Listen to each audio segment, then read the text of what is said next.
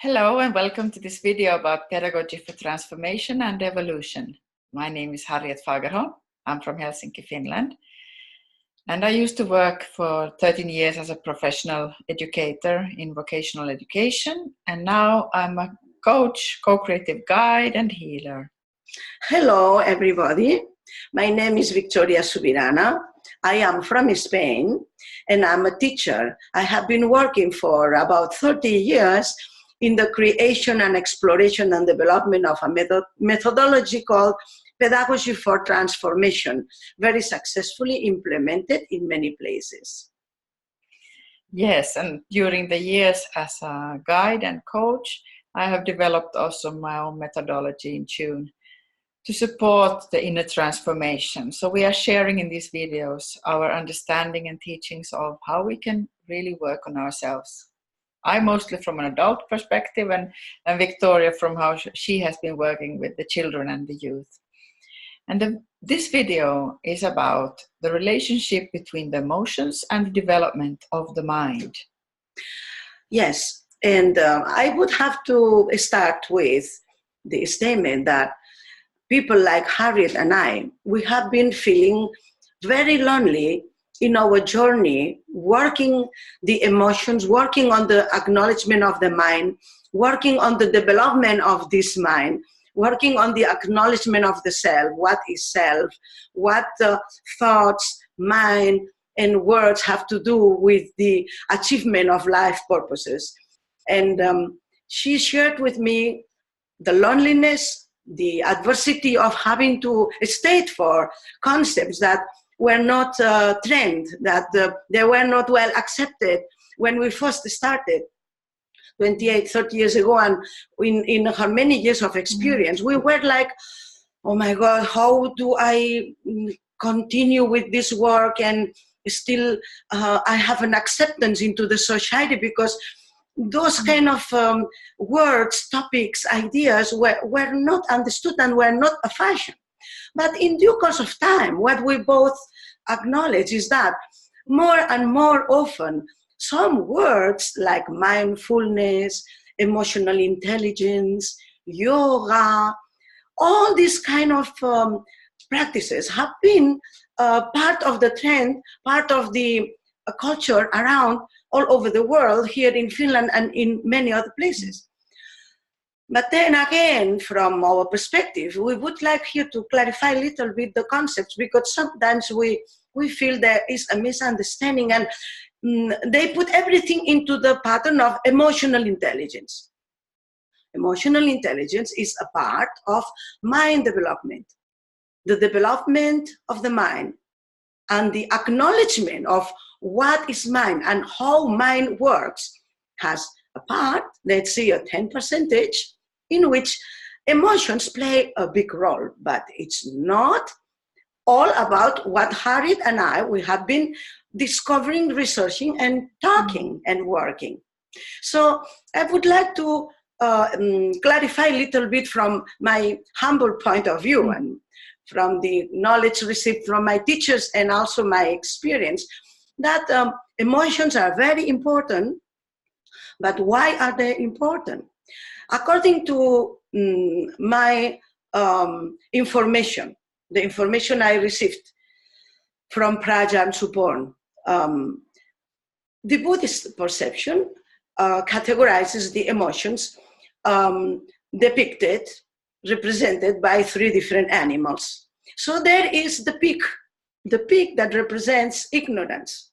Therefore, those kind of actions that are negative, that are aligned with the negative energy, but those actions that we are not aware of due to the ignorance, pig represents the ignorance. Due to the ignorance, sometimes we commit mistakes. Sometimes we do things that we were not supposed to do. And when we come across the truth, oh my God, I really regret to have done that. I never meant to hurt you. Oh my God. It happened to me many times that I've said something that I was not supposed to say. And then when I'm back in my room, I am thinking, oh oh, I told that, I told this, I was not supposed, because it's very difficult to control the emotions, the mouth, the eyes, all this is playing a role against our willpower to, react immediately and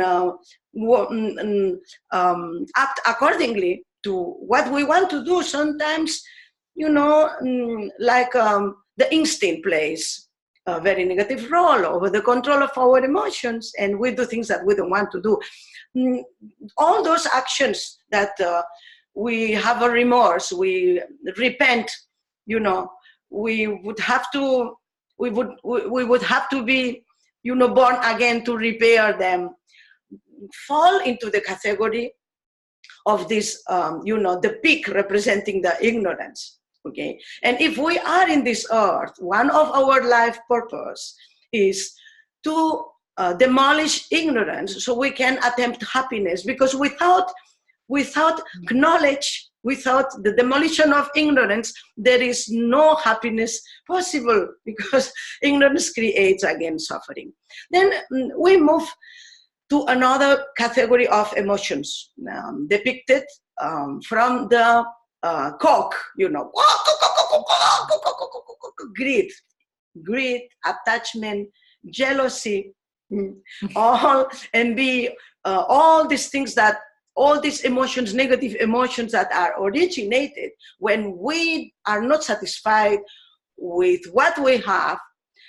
Instead, we want to become a different person. We envy the status of another person. We envy the material possessions of other persons.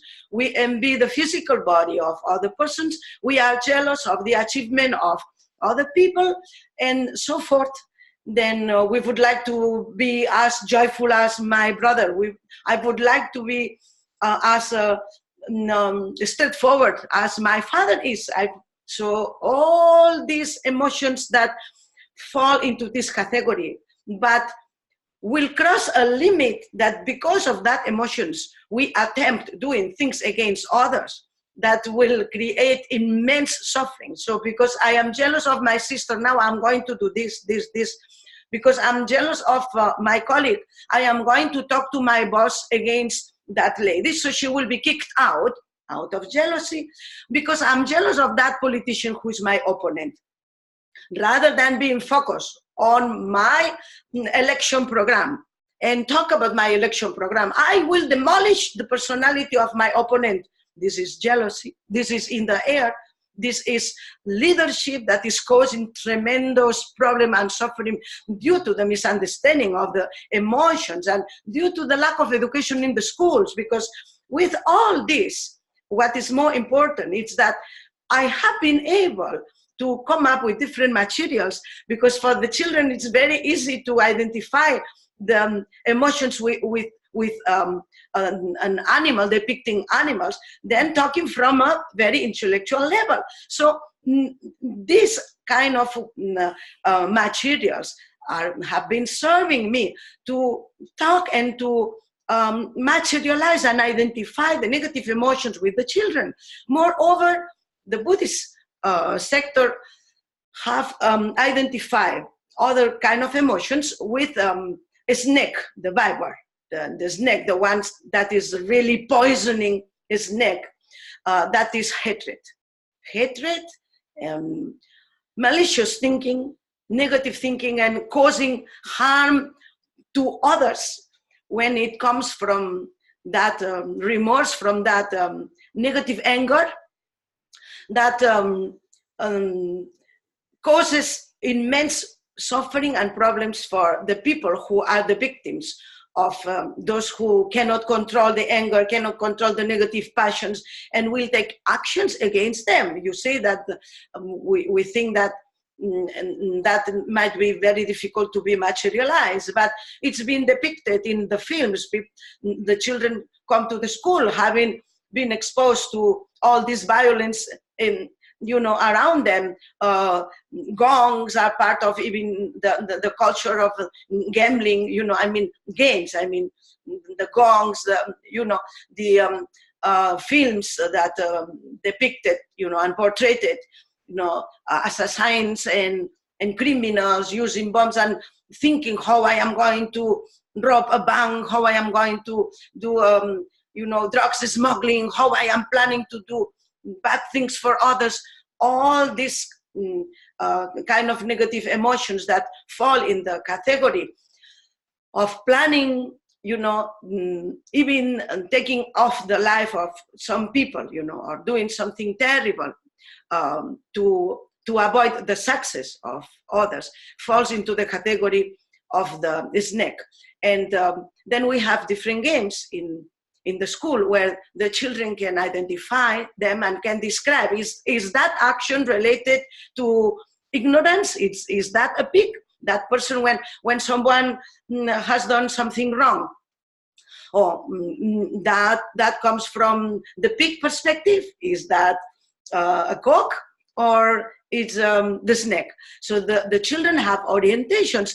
Moreover, what I do when the children can read in the secondary school, we can introduce this through newspapers. We bring newspapers in the classroom and we categorize them into 3 different groups. One group has to come up with the news related to ignorance, a problem that has been originated by the lack of wisdom by ignorance. Another group will have to come out with a problem that is being published in the newspaper due to the attachment to greed, or all the emotions originated by greed. Similarly, come up identifying the problems that are demolishing the societies because they come from hate and anger and so forth. Then this is a very beautiful way of letting the children work, represent the different emotions and all that. But finally, before I give the word to Harriet, I would like to say why it's important that we work with our emotions once we are alive.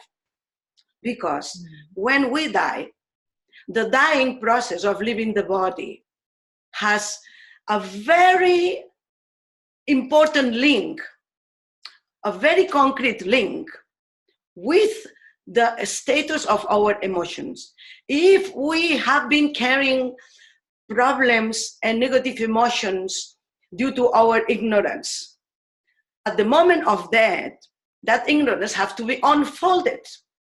But if we have a lot of debts, a lot of problems, a lot of enemies created by the greed, because we are greedy, it will be very difficult to let go. And if you analyze a person who is dying, you will get there the information about which kind of attachment, which kind of jealousy, which kind of envy she or he is carrying, and he or she is not able to let go at the moment of death, and that causes a significant, tremendous amount of suffering and pain, both physically and also psychologically, emotionally, because we are attached to our emotions also when we die. And if we don't let go of the negative emotions, the body also doesn't go, the fluid doesn't go, the pain doesn't go, the intellectual property doesn't go. Similarly, when you have committed a lot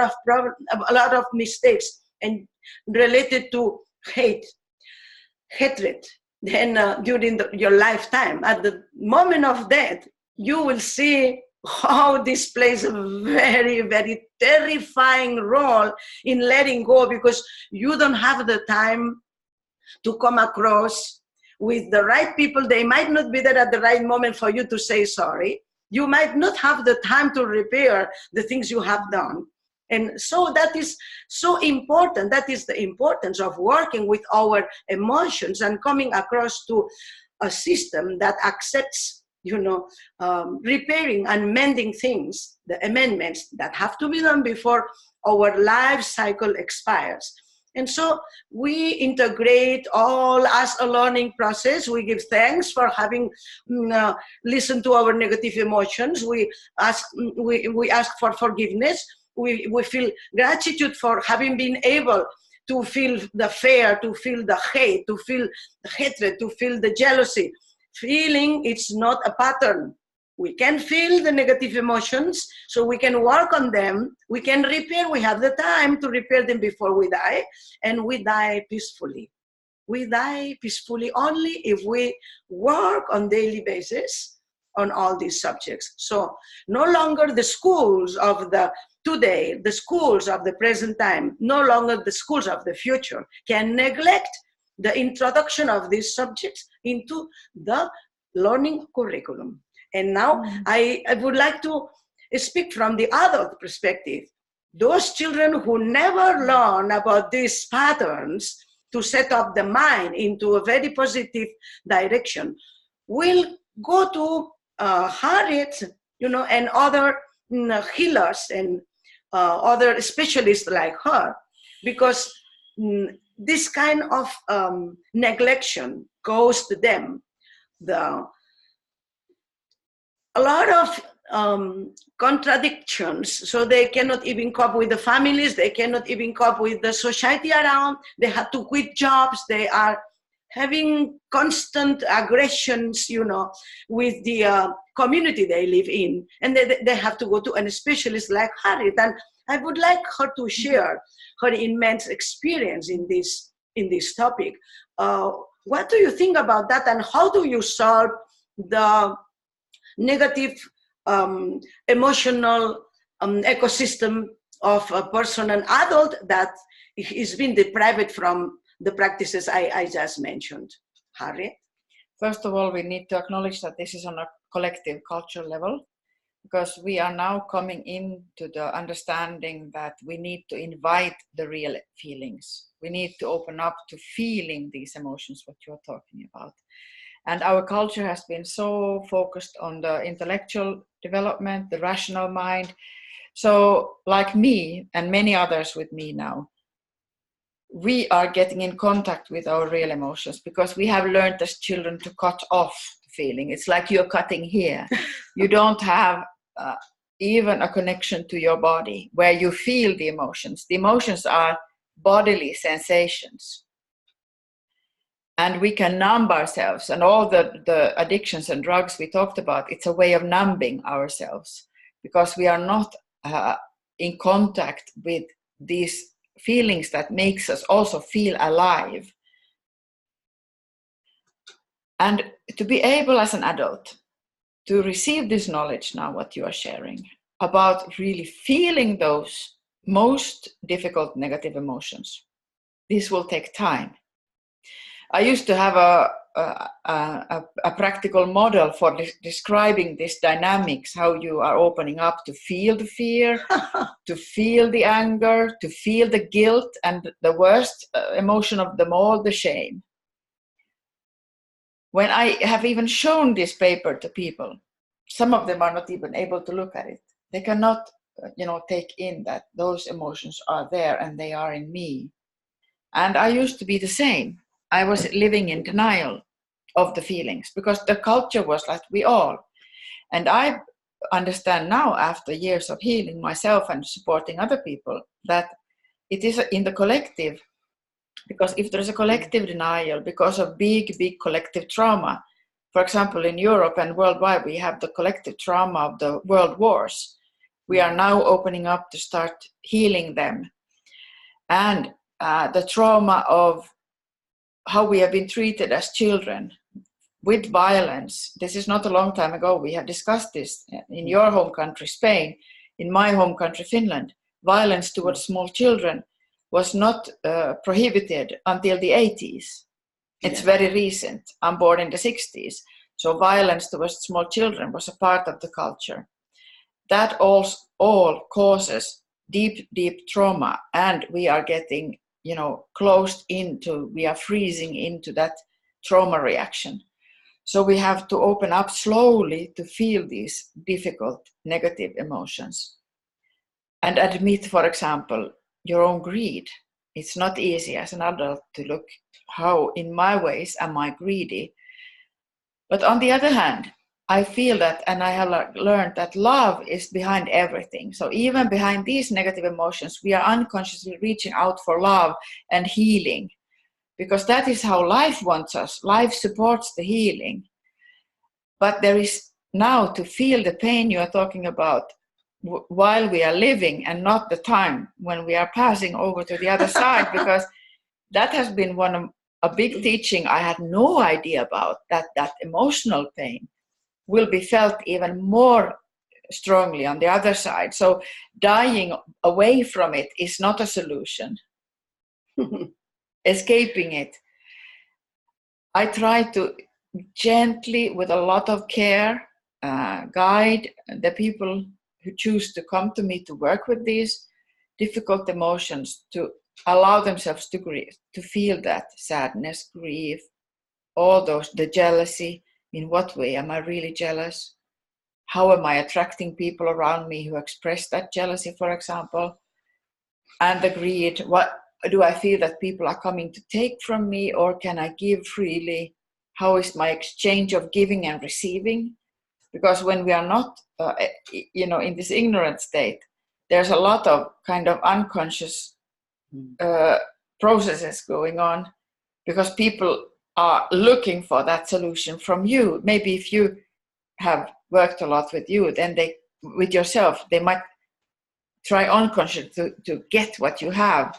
So this is a very complex topic, and it's related to the mind and how we are operating in relation to our, fellow human beings, in our families.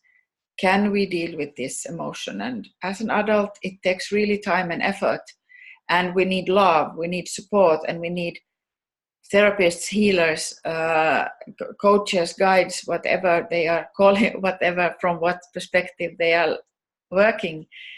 They need to have the real love for the pain that the other person is still carrying, not being able to release yet. But when that pain starts to be released and you can work with it, again, I come back to the artistic ways.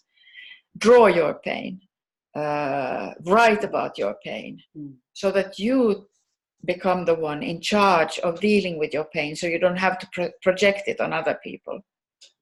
Like I used to project a lot of my anger on other people and other, things. But I didn't understand why I was so angry. But if you have an abused inner child who has had to face a lot of injustice, then there is also anger. And that anger is verified. You need to also verify the injustice you have been facing. But transforming that energy into love and compassion, that's the real work. And we need the right guides to do that. And sometimes you need to wait for finding them. And you should be very sensitive to listening in who can really help you in this deep work of healing. But it's very worthwhile, because you will have more freedom and joy while you are still living. And that's the purpose. The happiness comes out of healing. That is my experience. And that is why we are doing these videos, also to invite you into this healing work, so that you can enjoy fully the life you are meant to live. Thank you for being with us. Thank you.